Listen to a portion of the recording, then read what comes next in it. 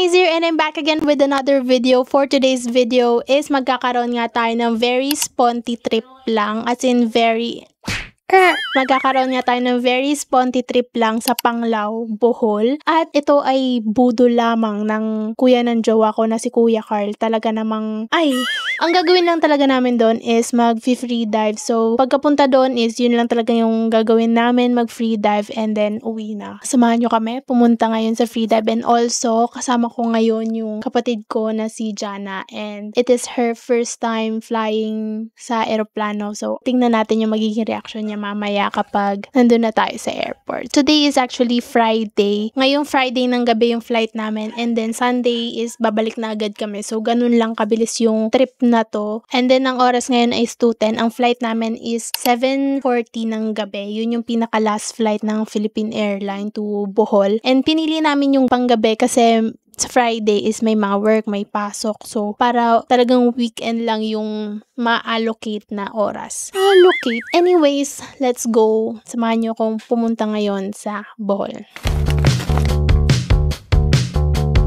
Excited ka ba?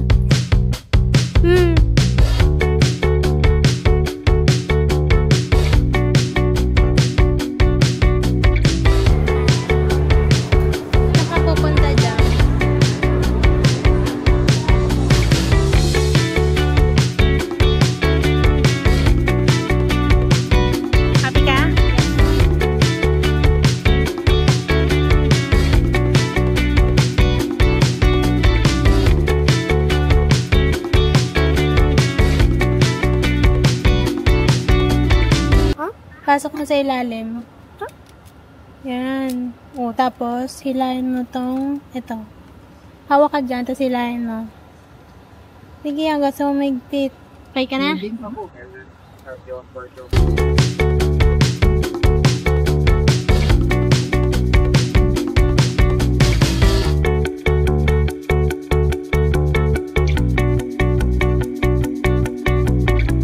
Good morning guys, for today is day 1. Kagabi is nag-rent lang kami ng motor tapos kumain. Tapos ngayon is pupunta na kami ng back. Nakalimutan ko yung pupuntahan namin but doon kami unang mag-free dive. Ba't ang labo ng camera?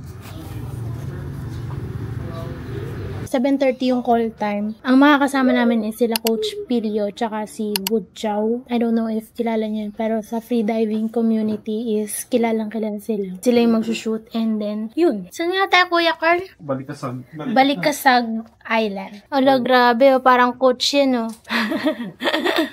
Kulit mo? Hindi, vlog to. Okay. Rock, paper, scissors, shoot. Rock, paper, scissors, shoot. For my outfit is from Shein. Medyo ano tayo ngayon. Today is very Nadine. Dito pala kami ngayon nag-check-in sa Thirsty Traveler. So, ayan, ganyan yung view.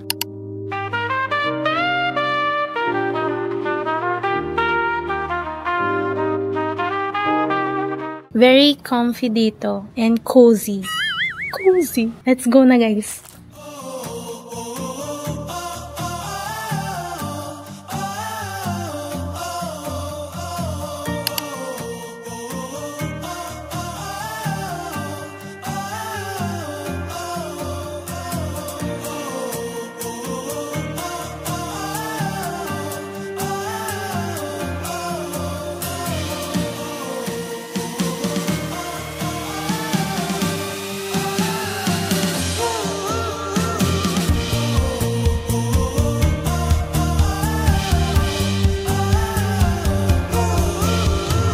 At ayun na nga ba guys, hindi na ako nakapag-vlog after that happenings. Hindi na ako nakapag-vlog after that kasi sunod-sunod talaga yung pangyayari. At guys, hindi ako masyado makahawak ng camera ko during that time. Kasi nga, puro water activities talaga yung ginagawa. Puro free diving lang. So, what happened there is, pumunta kami ng Balikasag Island and also sa plane wreck para mag-free diving. More on really free diving lang talaga ginawa namin. If you want to watch my free dive videos, meron yun sa TikTok at Hey Honey. Nag-promote. Doon ko ina-upload yung mga free diving videos. Tapos pumunta rin pala kami sa plane wreck. And ayun nga guys, at hindi nga naabot ng babaeng ito ang plane wreck.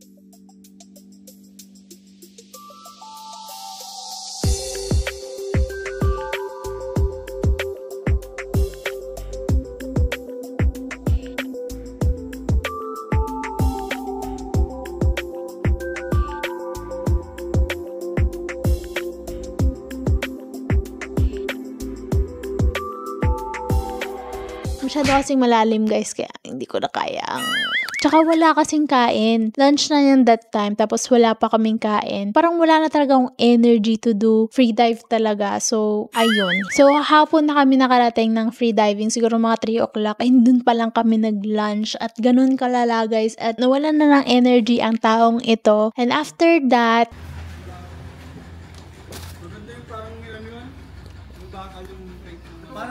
Para naghanap na ng pausok ha. ay, sorry. Ano tayo ka dito para pakita kami? Inhale, exhale. Inhale, exhale. Sali kayong dalawa dyan.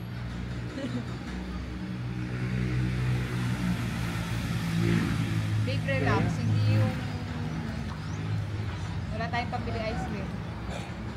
1, 2, 3, go!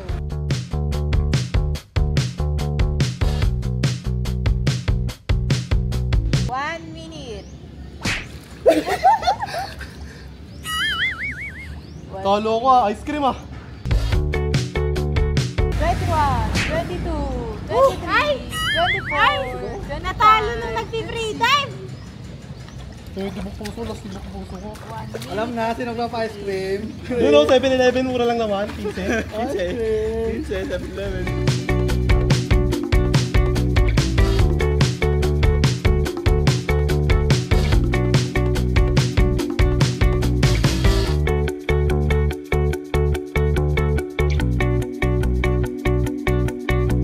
Pumunta kami sa palengke, sa malayong malayo. Doon pumunta pa kami doon sa pinaka mainland ng Bohol. So nagmotor kami. So it is 500 peso per day. Pinili naming motor is yung Fasio.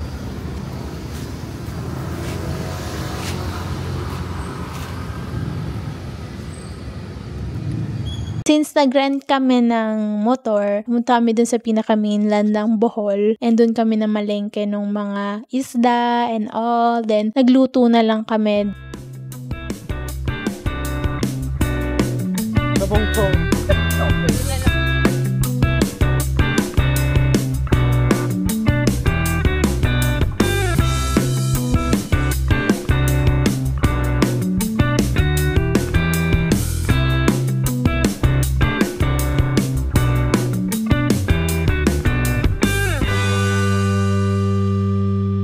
Yung biyahe namin dun sa mainland, actually hindi naman talaga dun sa pinaka-mainland eh. Dun lang siya sa pinakagilid, dun lang sa may tulay ng mainland. Dun lang kami nakaabot. Ang biyahe nun is 30 minutes. Ganun siya kalayo. Pero nakaka-enjoy siya kasi walang traffic. Ang masasabi ko sa Bohol is medyo modern na sila sa mga bagay-bagay. Kung compare ko siya sa Coron, guys, sa Coron walang mga 7-Eleven, ganon. Pero may McDo, yes. Pero hindi siya yung super modern na katulad ng Bohol. And masasabi ko yung Bohol is sa gabi is very gising ang mga people. Sa Coron kasi guys, kapag gabi, syempre nag-expect tayo kapag nasa ibang lugar tayo is yung party-party, yung sayawan, ganon. Sa Coron, walang masyadong ganon. Medyo tahimik ang bayan.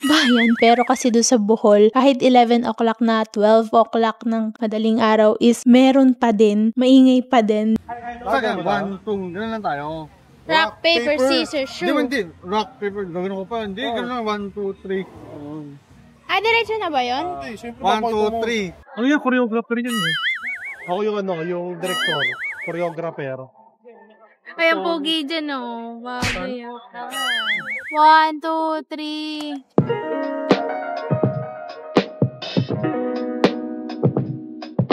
Kinamay. Ang Kalamay, ang kinamay. Ang top. Ano?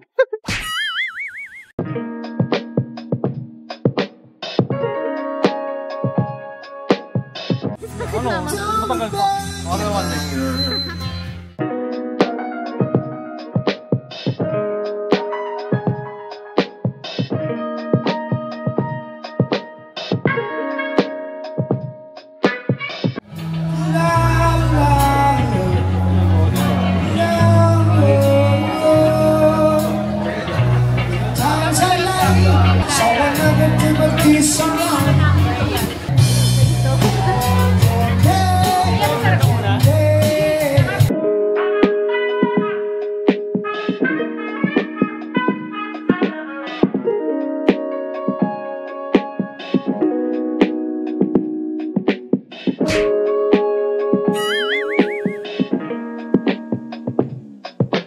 So, medyo modern na kasi talaga dun sa Bohol. And during that day, marami kaming plano ng araw na yon na pupuntahan. Like, parks. Balak din namin pumunta ng Danau, Chocolate Hills, and everything. But we learned na hindi pala ganun kalapit yung lugar dun sa Panglao. Kasi yung Panglao, guys, it's a different island dun sa pinaka-mainland ng Bohol. Kung ang balak mo is Chocolate Hills, mga adventure park, medyo malayo siya dun sa Panglao Island. Since naggabi na, wala na talaga kaming time to do that. Kinabukasan, guys, is pumunta naman kami ng Napaling Reef.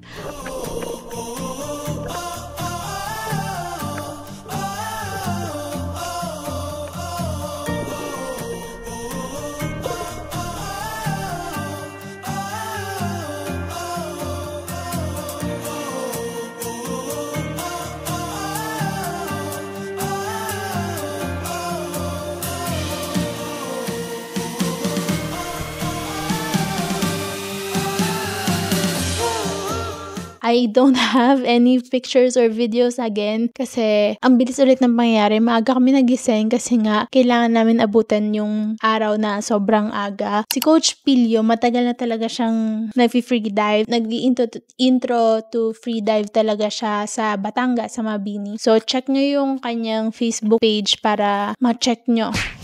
Para makita nyo kung interesado kayo mag-free dive. Sa description box, ilalagay ko din yung kanyang account. Nung pumunta na kami doon sa Napaling, free diving lang talaga yung ginawa namin. Medyo may comment ako sa Napaling kasi guys, hindi siya clean. Hindi siya ganun kalinis. Marami doon talagang corals na parang naka-wall siya. Meron din pala kami doon nakita ng mga jellyfish.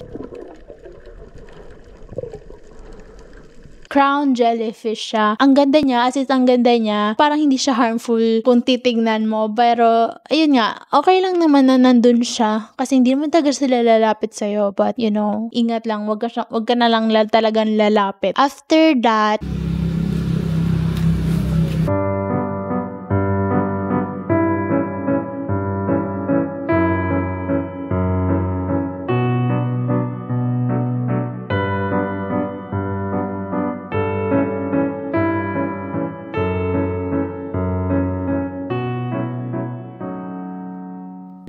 that, nag-check out kami and then naglakad-lakad na lang kami sa beach. Kung ano-ano na lang namin ginawa namin para mag-waste na lang ng time. Hey guys, for today is nandito kami ngayon sa Ice Flakes ng Bohol and we're ordering the same order na in-order namin nung nag-Boracay. Kahit may nangyaring masama doon. Cheers! Hello. You know, hello guys. So, nandito kami sa, ano to? Anong lugar to? Ice Flakes Bohol. So, first time namin itatry itong menu nila, no? Which is, ito yung bestseller. Yung mango. Sponsored to. So, yun, no? So, itatry natin kung masarap ba talaga itong ice cream nila dito. Like mo siya. So, later on, mamaya papakita namin sa inyo na magpapamassage kami doon. Ha? So, stay tuned guys.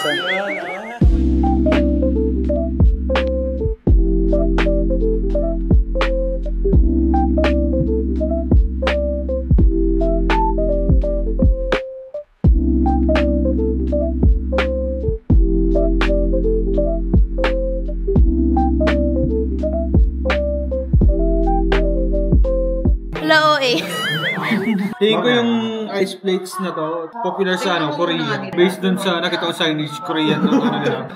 Korean yung language yung nakalagay. At the same time, Korean sa kain dito. So,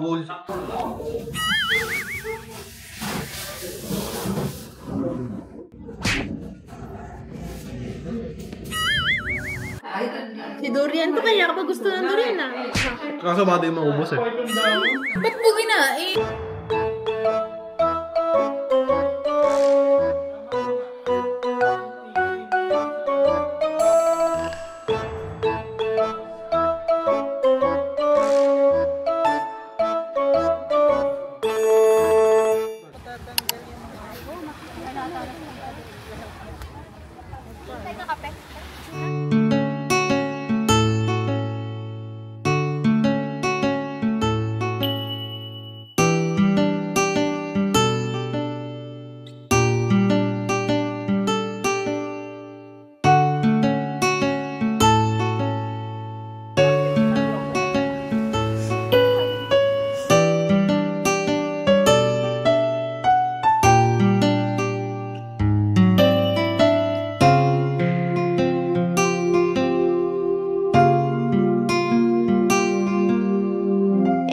Ayun, should I go back to Panglao? Siguro babalik ako for Chocolate Hills and the Adventure Park kasi gusto ko maranasan yung bungee jumping. Sana marami pa tayong magiging travel video. So, don't forget to subscribe to my channel para makapanood ko po ulit ng mga travel videos ko. Kung interesado ka lang naman.